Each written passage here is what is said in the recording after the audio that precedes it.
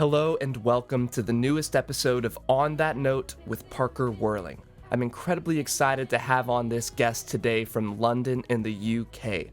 Her new song, I'm On, blends elements of classical, pop, and R&B music to create one infectiously catchy tune. It's part of her new EP coming out in September, and I'm very excited for you guys to meet her. Before we get the episode started, please make sure to like and subscribe to this podcast on Apple Podcasts, Spotify, and YouTube. And on that note, please welcome Soucis. All right, I'm sitting here with Soucis, London-based artist. Thank you for joining me for an episode of On That Note with Parker Whirling. First of all, congratulations on your newest single, I'm On, which came out April 16th. It's a beautiful mesh of like R&B, classical music, and pop. And as soon as I heard it, like I said earlier, it floored me, and I had to have you on. So thank you again for coming on. I did want to ask you, after going back and looking at or listening to your previous releases over the years, I feel like the last few songs that you've put out, and you can correct me if I'm wrong, but it seems like you've really incorporated your voice more with additional harmonies and kind of use your voice more as an instrument in other ways instead of just being a lead vocal. So I'm just wondering, was that a conscious shift, or did it just sort of happen and you ran with it? First of all, thank you so much for having me. I'm really excited. I mean, we're in different countries, but I'm so happy we found the right time. And yeah, thank you for all the compliments. So definitely that's a really nice thing that you noticed. I think it was definitely a conscious decision for me to start using my vocals a bit more as a lead in my production. There's a few reasons why. I feel like, first of all, for a long time, I kind of considered my vocals as something secondary. I was really focused on songwriting and also guitar is my second instrument. So I was really focused on composing with guitar, and then I didn't really consider my voice as something as part of the picture. But at the end of the day, I started singing when I was I started singing before I could speak. That's what my mom always says, and I will always say in interviews because I found it outstanding. I was just like, I was born to sing. So at some point of my life, I had to realize eventually my voice was kind of a leading instrument in my life too, and I had to do something with it. And as soon as I got into production a bit more, I understood how important it is for me to just create without having too many boundaries in my head. And my vocals are definitely the only instrument where I feel like I'm able to do everything. And that's how I started developing my sound with vocal production. I play instruments in my head. There's always like some music playing in my head, and I find it wonderful when I'm able to put everything down into a project. And it doesn't mean that every single line that I sing is going to be on my voice, but it's just the possibilities that it creates. And sometimes magic happens and you get something like I'm On, and I was just like, you know what, vocals are enough. And that's how I got into vocal production. It really reminds me of a Kanye West quote where he says the human voice is the most beautiful instrument, and it kind of reminds me of just like the idea of recreating things with your voice. Like, nobody has your voice. That's so unique to you. So no matter what you do, if you use your own voice, it's going to sound different than everyone else, as opposed to using the same preset on a keyboard or the same guitar tone as something else. Do you feel like there was a moment where you realized, okay, like my voice should be more of the backbone of all of this? Because I don't know about you, but for me, my voice was always something that I didn't really want to be at the forefront. I always wanted to write songs and have other people sing it. And then I just realized that there was kind of a barrier between me and that. And I had to smash that and realize, like, my voice is my voice, and I'm going to do it justice because I know what I want to hear. And it is my emotion. It is my story. So only I should tell it.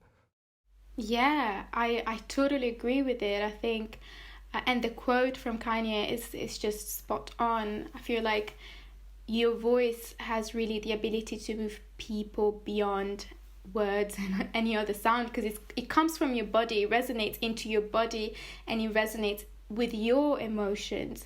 So I just feel like that's the best instrument anybody could learn how to master. And I totally agree with you with the fact that it just sounds like you. I do know that that's my spot of confidence. I know that nobody can take my voice from me, and I think that's really empowering when it comes to building your own sound and starting your own project, because I have this tendency of losing myself into other people quite a lot, because I love any sort of music, and having that as a center point in my production definitely makes me feel really confident. And I feel like the moment it happened for me was the moment I realized I couldn't rely on anyone else to make things happen for myself. And that's how I started experimenting with production, because I just felt like, you know what, I'm just going to do this with the resources I have, and I'm going to master what I have. And I started with a bit of guitar, just playing around with some of my musician friends, and then eventually I realized, yeah, vocals are just home for me. What a powerful realization that you don't need other people to make shit happen for you. Like, yeah, you do need, that is a fine line though. You do need friends, good people to surround yourself with, but there's not some external force that's going to take you and put you where you need to be. You have to be a driving force in that, which I was reading that you've been releasing music independently since 2018. So what has that been like, and what advice would you have for artists who are releasing music independently or are trying to decide if that is the right move for them? I definitely feel like releasing music independently for me was the best scenario, because I was able to experiment as much as I wanted with songwriting and production without necessarily having anybody telling me what I should have done. Like, just discussing my ideas with my friends and with my management, and just trying to understand what was feeling good on me. I have nothing against, labels, publishers. I just feel like when an artist is developing a sound, you need to have a spot where you feel free to create. Like when you're a child, like one of my big things is that we need to be able to create that safe environment we had as children, especially in artistic and creative careers, where you feel like not afraid of experimenting, you're curious, you discover things, you learn things. You need to be able to recreate that hub in your career, because if you don't have that, how are you going to understand who you are? How are you going to understand how to speak, how to walk, how to write as a musician, as a producer, and as an artist? So for me, that was wonderful. I just feel like I'm free, and although I also feel like I kind of conquered something in my life. I do know what I like, I do know how I sound, and I am not afraid of changing that in the future. I kind of established something for myself and for the kind of people that listen to my music, is that, tomorrow I could do something that is slightly different, and like in 20 years it could change, like David Bowie or, any icon that I love has done. So yeah, that's kind of my philosophy, and I think that would be the best approach, especially for people that are developing early stages of their career.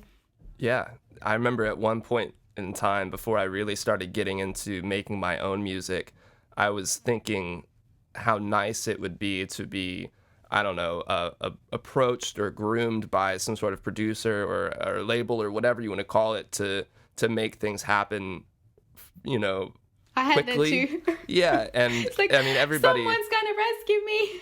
Exactly. It feels like you just want someone to help you in that way, but there's a lot of strings attached that come with something like that. And the way you approached it, and the way I think a lot of DIY mentality artists approach this, you come out at the other end with a sense of confidence that you otherwise wouldn't have, because you do know some production stuff. You do know how to write a song that feels right for you, as opposed to just being given a song and having to sing it for, for this label that decided that this is going to be what you're going to do. And, no offense to anyone who's like that. That's been my experience, more of a do it myself kind of situation. And I like to have people on that do that, because I think that's really important for people to understand, because I wish I knew more people like you and a lot of artists I've had on the show where they don't have much money backing them, or big producers backing them. They are doing it themselves, and they had to teach themselves to make it happen. And yeah, that stuff really blows me away. Thank you. I mean, it's, you know, I feel like you get what life gives you and you need to make the most of it. I feel like our purposes are not any different. It's just literally where you are in life and how much you're connected to that purpose and how much you want to use the resources you have. It all goes down to, you know, what kind of artist you want to be, what kind of musician you want to be. And I feel like there's endless options in the industry. On the artist side, I would say this is really suitable for the kind of artist I want to be. So I'm happy, like, things have gone this way so far. Is this new song I'm On part of a 6-track EP coming out in September? Yes, it is. So basically I'm releasing this EP called On Time for Her. I'm really excited about it. There's a few tracks out already, and it's kind of the end of a chapter and a beginning of another chapter for me. I definitely feel like because of all these years of experimentation, I wanted to put together a body of work that is fully representative of me as a songwriter and producer. In terms of themes that I'm touching on the EP, there's so many. Like, I've been exploring trauma, the impact on trauma on human beings for like years now. So I feel like this is for me a moment of, you know, the moment I'm feeling finally like I am myself, a moment where I had time to accept my life as it is, and I had time to getting acquainted to myself and to put that into music. And that's why I called it On Time for Her, because for a long time I used to dissociate from the person I am. I used to look at myself as a third entity in my life, like just someone. And I feel like keeping that her into the title is kind of honoring the fact that I've been there. I understand what it means not to be connected with yourself, but now I am here. So, you know, it's kind of saying on time for myself. That's beautiful. I was talking with a previous guest, Marsfade, about mental health, because she had a really big whirlwind of success kind of out of nowhere with signing to an indie label and then doing a tour, playing South by Southwest. And she ended up taking 3 years, or almost 3 years off from making music and playing anything, because she just felt like she needed to get in touch with herself and how to approach this industry in a way that wasn't going to break her, because it can be very demanding. So if you don't mind me asking, what did that checking in with yourself look like? Really good question. I feel like there's definitely different levels. For me, checking in with myself means knowing I'm alright, like literally just knowing I am healthy and I'm doing things to love myself and nurture like my body and my energy, and you know, just using my intuition and my and tools that we have in life, like meditation and journaling and sport and art, to make sure I'm in this body, like my energy is contained into this body and can actually radiate outside in a way that is impacting people positively. The work that I had to do to get to a spot where I feel like this, and I feel optimistic about life. I don't want to say like, you know, I've been depressed and now I'm like super happy. I feel like there's definitely an element of mindset that comes into place. So for me, being optimistic now on the other side of depression means that I can fight in life, and I can fight for my spot in life, and I can be there for myself. But definitely, like, it's just, you know, looking after yourself means going to therapy if you need to, making sure that you don't isolate yourself, doing quite a lot of introspection, and for me it was like journaling, songwriting, therapy as well, but, you know, just thinking about your life and exploring areas of your life that you don't usually go into, but just not avoiding the confrontation that you most naturally should have with yourself on a daily basis. Because in the music industry, because there's so much going on, it's so easy to lose yourself. It's so easy to lose yourself into comparing your sound, your music to someone else, your success to the success of someone else, and finding those things in life that make you feel confident, like voice for me, or my compassionate spirit, or my ability to be welcoming and positive in as many environments as I can, makes me feel confident in my body, makes me feel like I know who I am, I know what's my energy, and you know, it might not always be like this, but in this moment of my life I feel this way, and I conquered this stage of my life.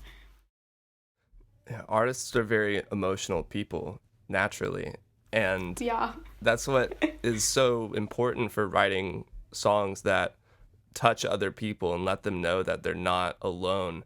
And it's one thing for us to talk about this, but it's another thing to live it every day, every second, to understand, like, it's hard for me to have confrontations with myself or with certain people that I love, that I wish I could tell them things that maybe are going to hurt their feelings, but probably need to be said in the first place. And it's not really an easy thing to do. It can be an easy thing to talk about, but checking in with yourself, like you're saying, is so important. And meditation is one of those things where that is a form of self-confrontation, because when you sit down and you close your eyes and you just sit in it for like 5 minutes, like that, you're gonna get thoughts that you probably wish you weren't having. And that's such a strength to be able to do that. I need to get back into it. I always say it. But yeah, But you need those breaks anyways. Yeah, and like you said about, I mean, not to put down anyone's depression in any kind of way, but going through that depression, like, you know, it's peaks and troughs. You will learn things out of those. And that, having gone through like one particular moment of like a lot of anxiety where I had never experienced that before, coming out of it made me such a better person. Like, I now can recognize what that looks like and confront it head on, instead of kind of just wallowing and not knowing why I feel this way and how to handle it. And it is a hard thing to navigate, you know, but because it looks different at different situations. That anxiety can confront you in different ways that you were not expecting at all, and then you have to shift your mind. But at the end of the day, going through these things really does make you a better person if you choose to look at it that way. Yeah, I totally agree. I'm with you on everything. Like, I feel like the key word is helplessness. When you get to a stage where, like, whatever you're going through, you're feeling helpless, that's the moment, that's the beginning of some growth that you cannot understand, but that's the moment you really need to rely on other people's help, because you cannot help yourself. Like, literally, you can't help yourself. So other people need to come into the picture to help you understand what you're going through. And that's what I found really beautiful about the process, that if we're able to, you know, like, if you're not able to spot these moments of anxiety or depression, if you do spot the helplessness, you're already, you know, like, halfway through the process of healing. And that's important to say as well. Absolutely. And naturally, I was curious about your name, Soucis, what it means. And I learned after reading one of your articles that it means no worries or carefree. And it was a nickname given to you by your grandmother. And you chose it as a reminder of how to live your life, if I'm correct. And Yeah. especially with what we're talking about, have there been times where that has been hard to do? Like, and then their name really reminds you, like, okay, bring yourself together, like, live carefree. Yeah, I feel like I couldn't have done a better thing than choosing this name. Um, I kind of feel like almost like my grandma knew. I don't know, like she gave me this name and she might have thought at some point in life you might need those words. And at some point, like you're going to become an artist, you're going to use these words. I don't know. But it's really interesting how the universe is speaking to you. I feel like from the very beginning of my career, like, I don't know, ever since I started writing songs and like developing this project, I don't know, I haven't been a carefree person for, the longest time. I'm actually like, I have just learned how to manage my own anxieties, and like I had like 4 years of depression before realizing, I had to make some changes in my life. So it was pretty, mental health was a pretty hard thing to deal with. So I feel like this name actually saved my life in a way, together with music, because it's so powerful. There were moments where I found myself being encouraged by the artist I am, because my artist project is all about being vulnerable and honest. And being vulnerable and honest means that you share everything, happy moments, sad moments, whatever you're going through in life. So it doesn't matter what is the stage. The most important thing is to share being carefree. And that was kind of my shelter. Being able to share that vulnerability made me more confident, and it made me more whole, because it's a very accepting spot to be in life. I feel like you only get to know yourself when you accept. It's not that much of a research that you need to do. Everything is already there, and we're just like oblivious sometimes of what's going on. So for me, it was like accepting. Oh, I see. And then, everything you accept, then you work on, and things start rolling again. But definitely, this name helped me feeling comfortable in my skin. Wow. That I totally identify with what you said about your artistic self being something, as like you have an unconditional love for it, or I do. Like that part of me is something that I do have unconditional love for, and it's hard to describe that to someone and to understand, even for myself, like how that happened, like how I discovered that. And maybe part of it is knowing that you did kind of create this thing. Like, I mean, when it was like my first song, I guess, I don't know about you if it was a specific moment where you realized this, but for me it was creating the first song that I ever felt comfortable with sharing and feeling like, wow, this is something unique to me. And it was like meeting like a long lost friend, or like the childhood version of you, and like I fell in love with that and did not want to ever let that go. But unfortunately, it does come and go, because for me, it's like a muse almost, where you can't just ask it to show up and help you write a song, or you can't ask your best self to always be there, because life happens and you're not going to be that at all times. But if you can really enjoy that moment when you do feel that way, and try to make the best of the moments where you're not like that, then that's really all you can hope for.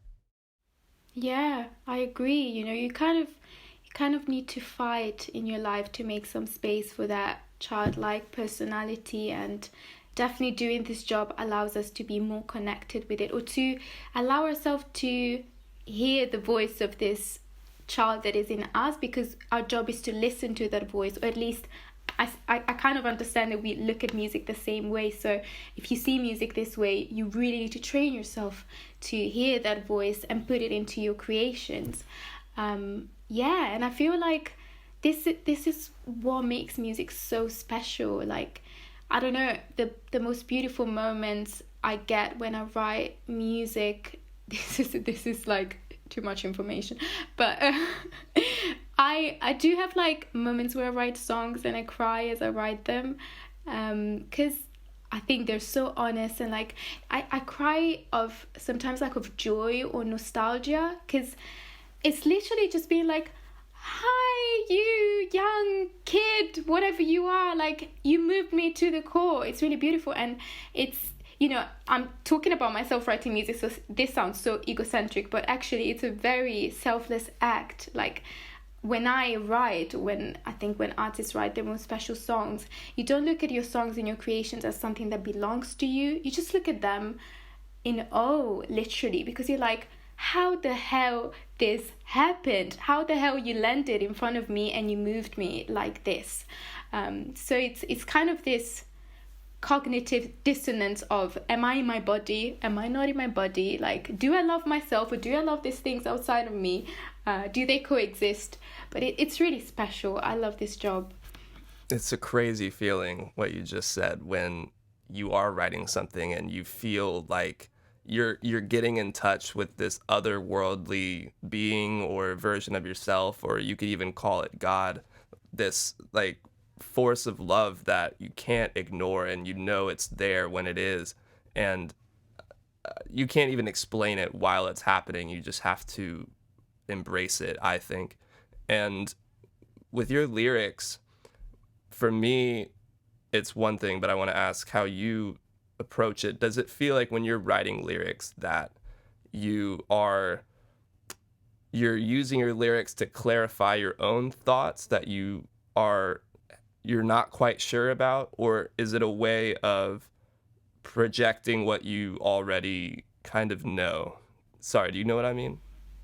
Yeah, I totally get you.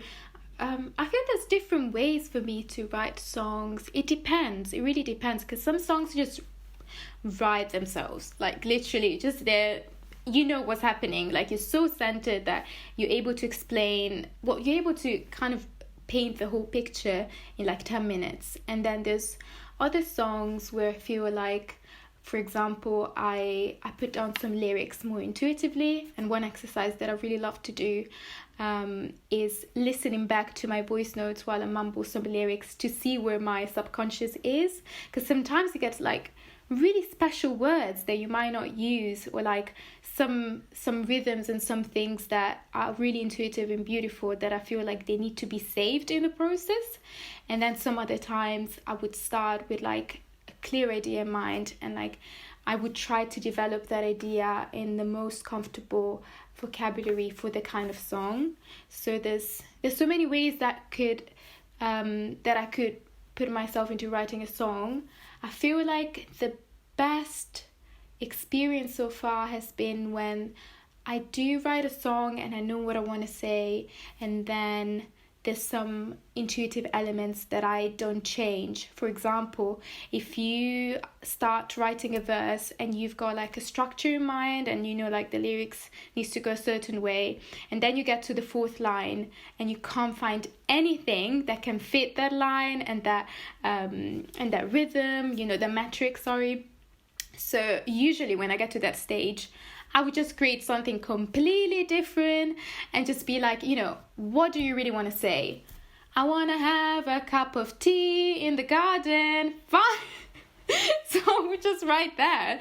And then that becomes a new pattern for me. Because the thing is, I don't want to get stuck on following a certain metric that doesn't serve what I want to say. So I actually find it really cool when you're able to break those rules. So I guess it's a balance of these elements. But most of the themes that I write about are revolving around, you know, reflections of where I am in life, definitely healing from trauma, understanding who I am, and also talking about other people that I find interesting, or any sort of relationship I have with people or things. I like talking about like either small things that could become huge in the experience of a listener, or the other way around, talking about like big existential themes in my own key and with my own eyes. Yeah. It's funny, you don't... I'm just like in the air.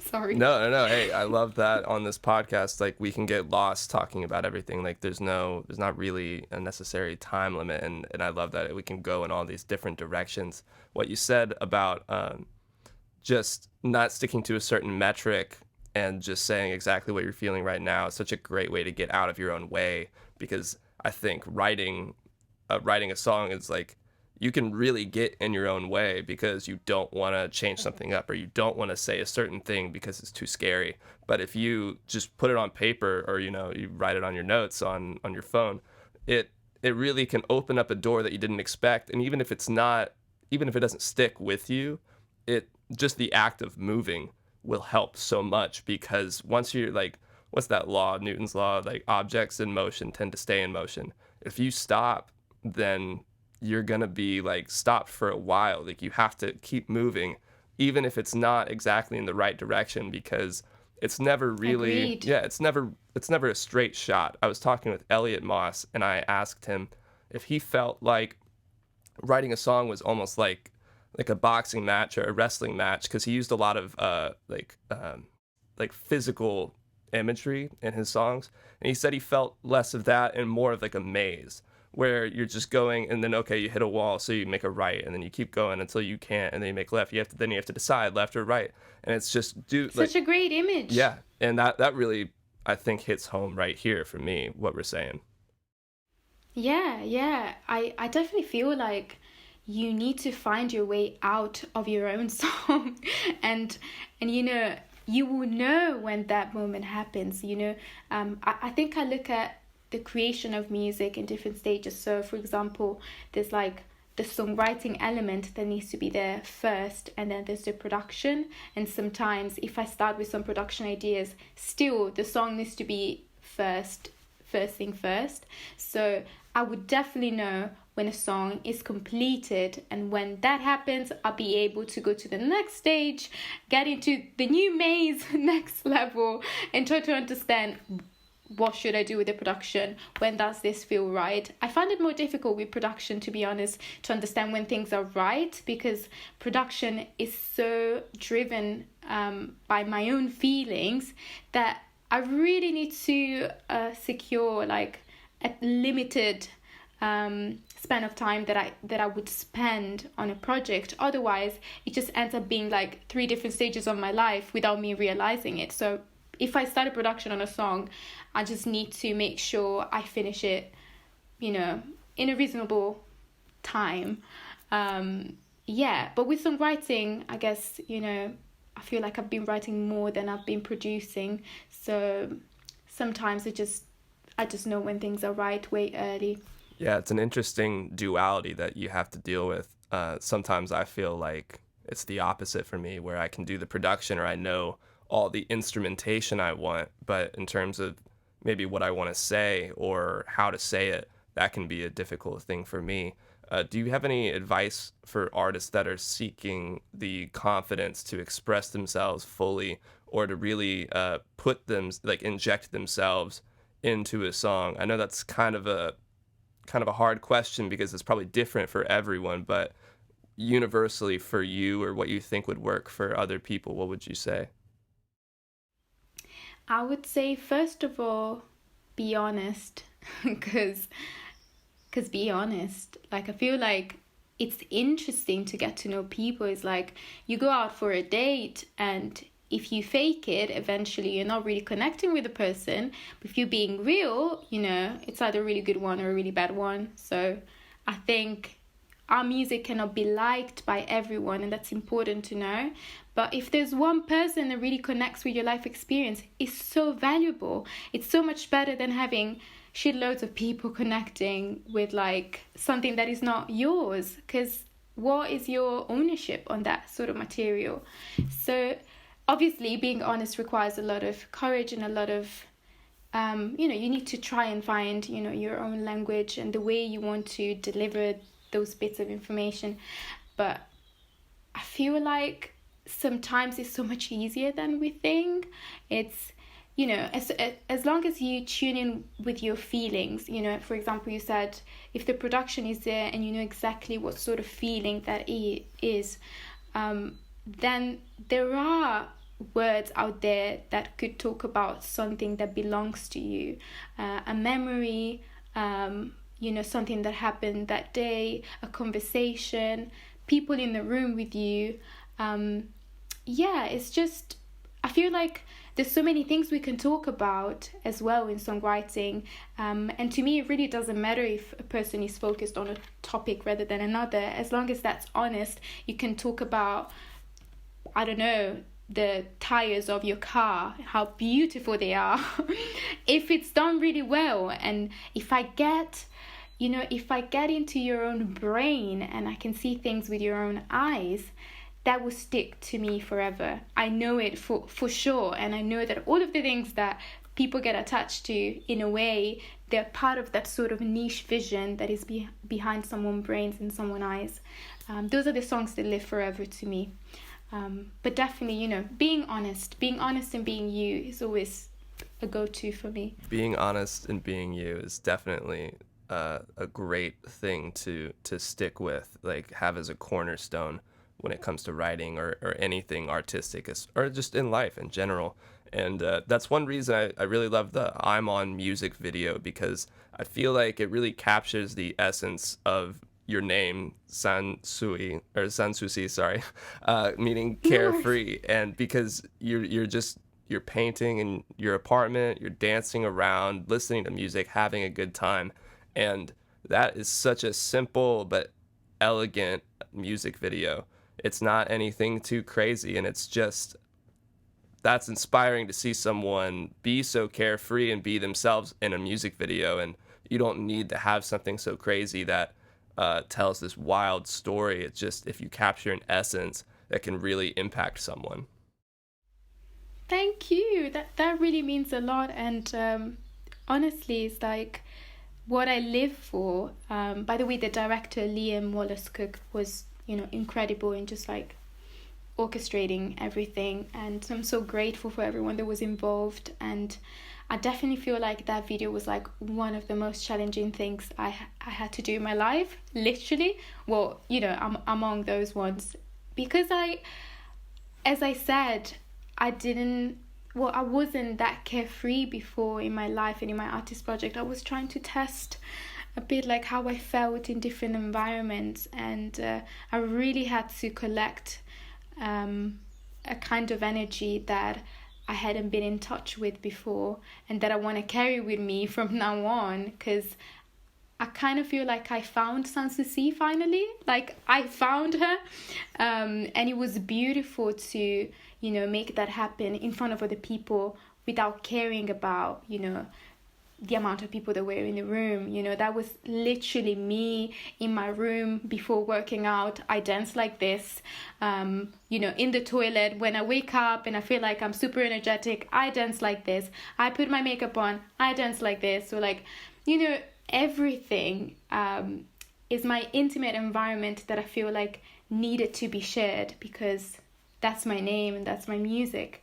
And I'm so happy it had that impact on you, because it just means that it was worth the effort. It was worth everything I've done so far to get to that stage and to get that energy.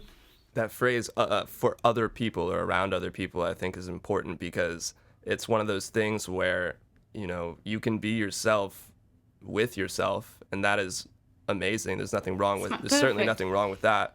But it's a whole other level to really capture that essence when you're around like 12 other people in a video crew that are taping you dancing to however you're feeling in that moment. And all these self-conscious things can kick in. I think about when I'm listening to my favorite album with headphones on in my bedroom, and I'm just dancing, and I look probably like a fool, but we want to see that fool. That's what people want to see, exactly. I love that. That's Tom York. I don't remember what video was it. I was literally. It was like, yeah. I love this. It's the. Who was it? Is his Lotus own project? Lotus Flower.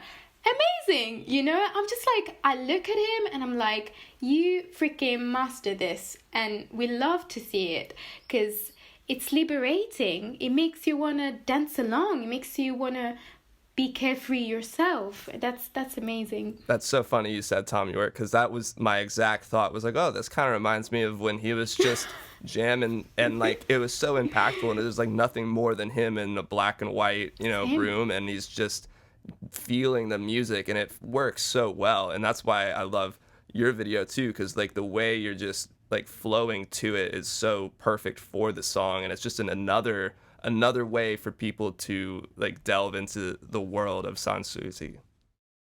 Thank you so much. Of course. And then this, I think, will take us over to the last 5 here, where I'll just ask you 5 quick questions and we'll be done. Yes. No, wait, oh my God. 5 quick questions. They won't be that, they're not like time sensitive at all, because I'll say one and we'll talk about it for like 5 minutes sometimes. But the first one is, in the studio or playing live? Sorry? In the studio or playing live, which one do you like more? Oh, sorry. I was just like, is this in the studio playing live? Playing live. Come on, yeah, playing live.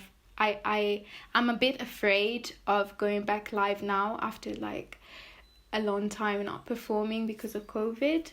But I just love the energy that people give you when you're on stage, and even like I'm saying, I can see my people singing all my songs. And when I was writing the song, I was literally imagining myself in this arena and people singing and having fun. And I love this aspect of connection when you're live. Although it's scary, I do know that it's not all about me. I know that people will connect with me, but the most beautiful thing about live music is that people connect with each other. Like, you can turn around and you'll see a person singing the same lyric as you that will have like amazing memories attached to your song, and like you can see someone crying, someone laughing, people having fun, or people being completely mesmerized. And I don't know, like seeing so many human beings being so focused, but also so much into themselves while they listen to music. It's like a miracle. It's beautiful. It only happens in certain occasions, and these occasions are becoming more and more rare in life. So I must pick live. My philosophical answer. No, that's a beautiful answer. I love asking that one because it really is 50-50. Like, truly, pretty much out of everyone I've asked, it probably is about 50-50 situation. And I think there's some magic to in the studio too, because you can create something out of nothing. But there is such a almost like a public service to playing live. You're bringing people together. Yeah, I feel like part of our gift is to be able to share in whichever form we can. And to me, it's okay to be able to, deliver the music digitally and, anywhere really.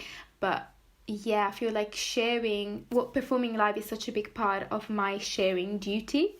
So yeah, I agree with you, like magical moments.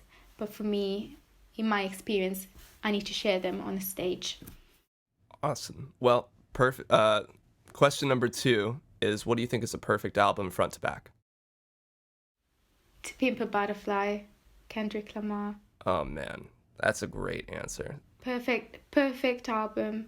I mean, I had to go with my instinct, but I don't know. It's just so inspiring from a lyrical point of view, musical point of view, the message behind it.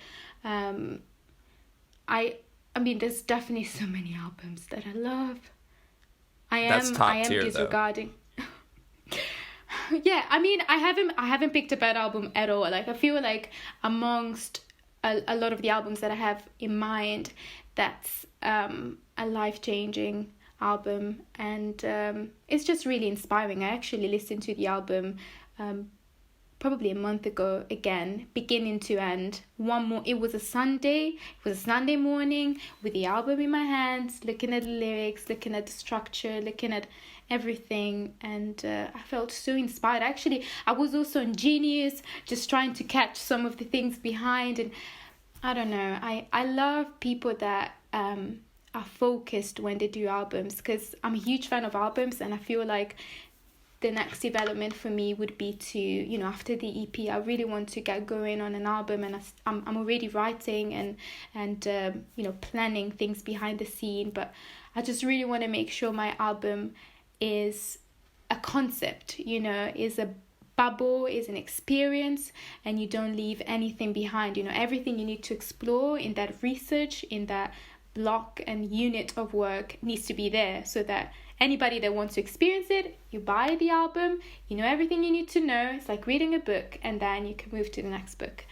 I don't like unfinished business. So yeah, that's definitely the perfect album. Don't like unfinished business. I like that. That's funny. No, I'm anxious by nature. No. I do think there's something to a perfect album, because, I mean, in a world where singles really dominate, I think the art of the album will never die, because it is an experience, and it is something that tells a story front to back, and it doesn't even have to be a concept album for it to be like perfect, for it to be something that moves you from the very beginning to the very end. And I usually prefer to listen to albums even if I don't like a couple of the songs, just because it feels like I'm investing in something, like I'm focusing on something for a moment. And I agree with you 100%. I think the execution on To Pimp a Butterfly is just like optimal. I mean, you could definitely say it was the best album of the 2010s.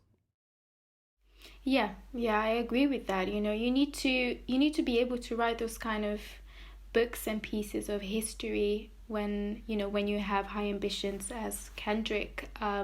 No wonder he's so relevant for our generation, and he's going to be for the future ones. And you know, again, it goes back to the kind of music that lives forever. It's like literature. You've got those books that become classics, and it's inspiring at my stage. You know, when I think about where I want to be, definitely that's a place where I would like to be in the future. Question number 3 is, who's your dream artist or producer to work with? My God, that's so difficult. I like to stump the artists on this show. Oh my God. Rick Rubin. Oh, of course. Oh my God. Of course. Absolutely. Number one answer. He's probably the most consistent on this show. People almost always say Rick Rubin. Really? Yeah. I'm happy. I'm really happy. I mean, how can you not love him? Literally, I don't know. I just feel like he's one of those people that work with their feelings, which is something that I love, and has an excellent ear, which is basically the best quality you can have in this industry. Also, he looks like a really wise man, worked with some of my favorite artists in the world. Yeah, Rick Rubin, 100%. He's got that music guru vibe down totally. Yeah, with that beard. It's crazy. And his podcast is pretty inspiring to me too. I don't know if you've ever heard it. Yeah, His questions, I think, are like something that I... Really spiritual person. Yeah, absolutely. I really take note of that. And like meeting him would just be insane to me, I think. It's, you know, you get that energy. It's like absorbing the energy of these people. It's quite a lot to take in, and because if you can get the energy from just an interview, imagine being in the presence of these people. I think I would be just like shaking and be like, hi. But I don't know. I also listened to an interview that Questlove did on his podcast to Rick Rubin, and that was also really inspiring, because you get to hear a lot about, you know, his story as a person and as a producer, and like early days, and like now what he's doing. And I don't know, every time I listen to him and I see or hear what he's done, I feel inspired, and I feel like I want to do something, which is a great quality to have as an artist and producer. Absolutely. And when I do ask these people, or my guests, what dream artist or producer they would work with, I always try to have a few in my back pocket that I would suggest or would like to see you work with. So number 1 is silvanesso. I don't know. You don't know silvanesso? Oh my God. No. Oh yeah, no. I'm so sorry. I actually just got to know silvanesso through a song called Numb. Oh, I don't know that one, but I don't know them that much. I just know like 3 or 4 of her songs, their songs, but she's the the singer. And it's like, I think I'm on that song. As soon as I heard it, I was like, wow, this really reminds me of Silvanesso. So I would definitely listen to like Coffee, that song, I think is what it's called. That is like right up your alley. Wow, I need to check their music out more, because I did an Instagram live the other day and I was sharing music with people, and then I was also asking people to send me some tunes, and a few people sent me some music from silvernesso, and I was like, what? Like, how am I behind on this? They've got quite a huge following, so it's just like, wait a minute. But amazing. Thank you for suggesting that. Yeah, there you go. And the second was, I don't listen to her as much. I know a few songs, but I know you're a fan, is Leon Las Havas. I could absolutely see a good collaboration going on there. Please, Leon Las Havas, listen to this podcast. Yeah, for real. Somebody get her on. Yes, please. Oh my God, I would love that. She's so inspiring. She's part of the reason why I'm playing guitar and like I'm putting myself out there. Also at gigs, I did quite a lot of gigs, just like solo voice guitar, and I think it's really important in the industry to have representation when you're non-male, because this industry can be quite aggressive on women. So it's just, there's not a lot of us out there. Actually, I'd better say non-male. But yeah, I feel like the more representation we have, the more empowered we feel to do. And yeah, just collaborating with someone so inspiring would be a dream. Honestly, a dream.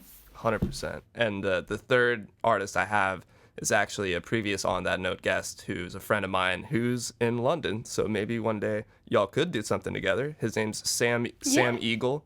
I'll send Sam Eagle. Yeah, I'll send you a song or two after this, because y'all do have similar, but I mean different styles. But oh my God, like I was just picturing it in my mind. So maybe that can be like my fantasy come true. But we'll see. I'll send you a couple songs. I see your excitement. Yeah. I'm excited too. Yes, please send me some music. Yeah, he's really dope, and he's like multi-instrumentalist, records everything in his studio at his house. So like he's mad talented. Amazing. Big shout out to Sam Eagle. Yeah. And the fourth question is, what's on your musical rotation right now? So difficult. Okay. Westerman, amazing artist. I discovered like a month ago. Hiatus Coyote, because I know they're releasing some new music. So I'm like, please. Let me see. I don't know Westerman. I've never heard of him. Oh my God, there's this song called Confessions. It's so beautiful. It's like, it reminds me of The Police in a way, but it's so chill though that it's more, it's like a slow dance with quite a lot of similar production to, late 80s. I really like those dubbed vocals that sound a bit chorusy, and like those guitars that are heavily affected by chorus but minimal beats, and it just goes on and on. You're like, I want to listen to the song again and again and again and again. So I love him for this reason. And then, oh my God, it's been too long now that he's on my rotation, but I have Kaytranada, Baba. Yeah. I am so in love with Kaytranada. Like, I just dance on Kaytranada every day. Like, I think I listen to his album, one song from his album at least once a day, because it's one of those moods I just want to hold on to. Like, summer is not really coming here in the UK, but the feeling of summer is kind of coming, and I feel like I need people like Kaytranada to keep my mood up and jolly. Yeah, he's a guaranteed mood booster every time you put him on. Yes, definitely. That's another artist I could see you collaborating with, singing over one of his beats. My God. We're putting it out there. I would love to. That Kaytranada, if you're listening, please, let's connect. Let's make some music together. I'd be very happy to. Hit a girl up, Kaytranada. Come on. All right, here. Well, the last question before we're done is, what is your favorite decade of music? 2010s. Great answer. That's usually what I say. And most people forget that you can say that. Give me 5! High five. That's awesome. I think there's so much experimentation going on in the 2010s. So good. I mean, 2010s have been like prepared by like great music in the 2000s, you know.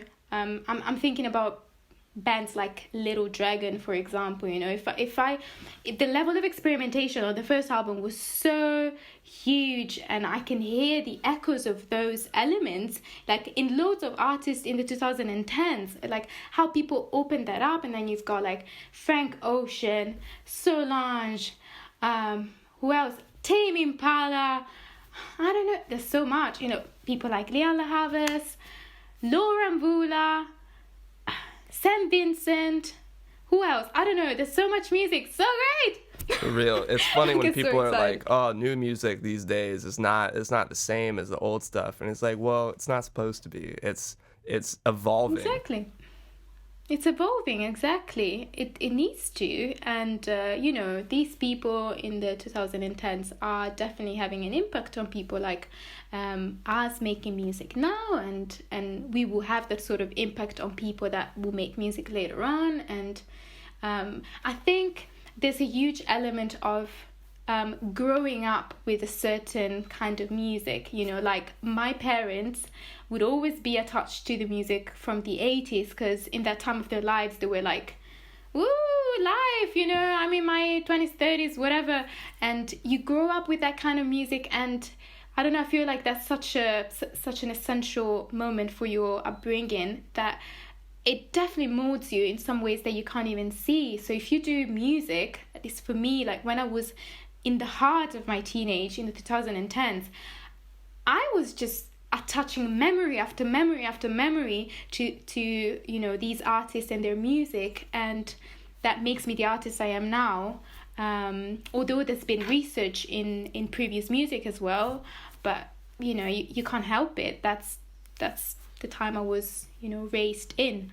Absolutely. It's something you can't help. You do attach those memories to it, and that's why for me 2010s are probably so important, because that is when I started to really fall in love with music on my own, as opposed to just listening to what my parents were playing in the house, or just listening to, I don't know, what was playing like in Walgreens when I was walking through the pharmacy. You know, you start to do your own exploration and find out what you like, and that makes an impact on you. And hopefully I don't become the kind of person who's like, well, back in the 2010s, that's when real good music was happening. You know, I want to keep that exploration. Yeah, we're gonna keep that exploration going on, hopefully.